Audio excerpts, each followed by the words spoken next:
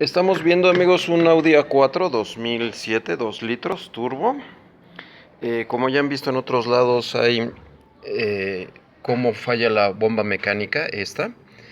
Y esta pieza que recomiendan que se debe cambiar cada 32.000 kilómetros, que es algo increíble. Las bujías duran más de 100.000 kilómetros, o depende de cuál, pero duran bastante. Sin embargo, esta pieza cambiarla 38.000 kilómetros, 32.000 kilómetros, es exagerado.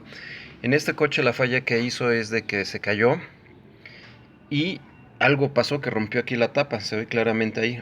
Se reventó y pegó ahí con la cadena que lleva adentro y rompió la tapa. Y es una fuga de aire tremenda. Lo que presenta el escáner es que hay misfire en el pistón 4 y 3. Obviamente está jalando aire. Y bueno,